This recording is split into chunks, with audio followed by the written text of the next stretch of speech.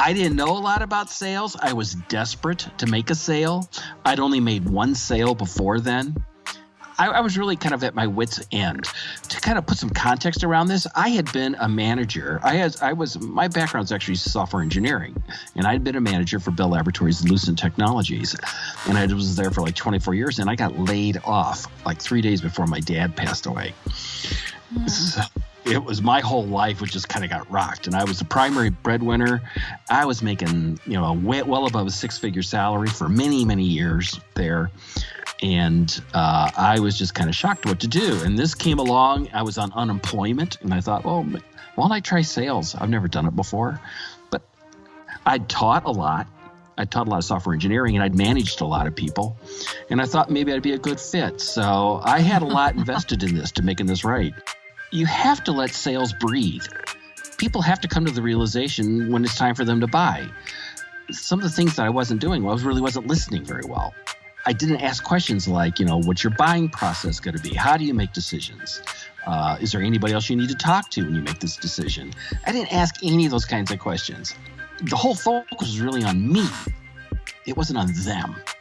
It was about me making money, not them. Mm-hmm.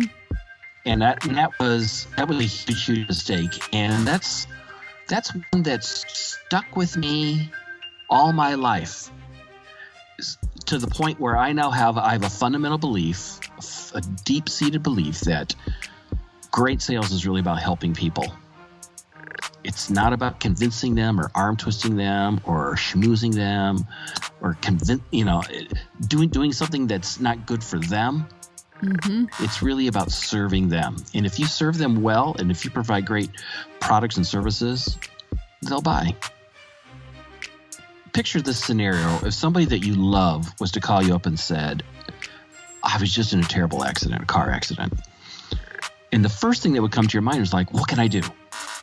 Can I come get you? Are you okay? Is there anything what can I do? What happened? Like all you would do is naturally ask questions. As a sales manager, I was always about having what I called story time at our sale. We would do, twice a year, biannually, is that what you would call it? We would have a sales meeting where we get together for a few days and we would learn about the new products and we'd maybe get some sales training and things like that. And I let all the reps give a conversation, a little PowerPoint presentation. I had this template that I would give them about, what was the problem, what was the challenges, and did you win, did you lose? And it could be a deal you won or a deal you lost. And most of the time, surprisingly, a majority of them were also actually deals they lost. Because the deals you win aren't that interesting. We learned so much from that deal about how to better understand who's really in the crowd, how the decision making is really made, all that. We tried to the best of our ability to put that in our processes so that wouldn't happen again. You really need to understand how the buyer makes their decisions.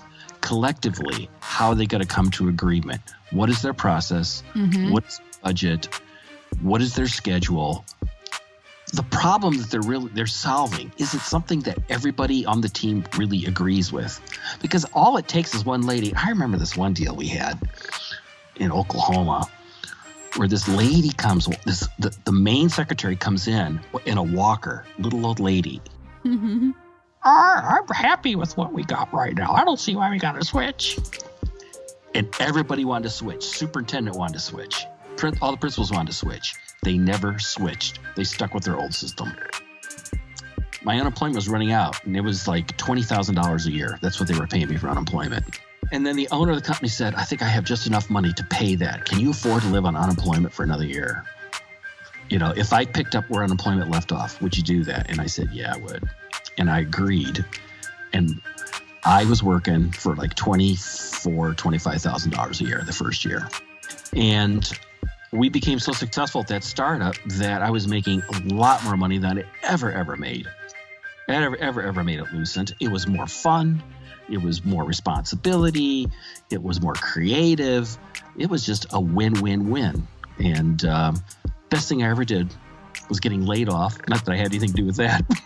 But having that ability to believe in the possibility that I could do something more. I think it's really critical that you truly, deeply understand who is your ideal client. And you know exactly what their challenges are, what their desires are, and you know them better than they know themselves.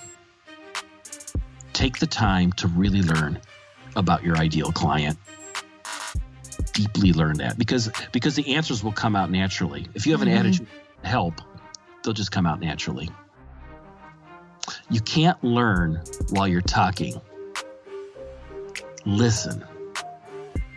Listening is probably the most powerful thing that you can do in sales, is to ask questions and really listen genuinely and authentically, empathetically. And if you really listen, you can know how to help them. Mm-hmm. It's you, maybe it's not you, maybe it's somebody else you know, maybe it's another company. But until you listen, there's no way you can know whether or not they're truly qualified for your stuff. And if they're not qualified, this is an opportunity for you to better understand what the gaps are in your products and your services. If you're selling crap, you're in big trouble. I would quit working there. Don't worry, it's all going to work out. Don't worry. Don't let fear stop you. It's all going to work out. Just keep moving forward. Keep moving forward. Keep moving forward.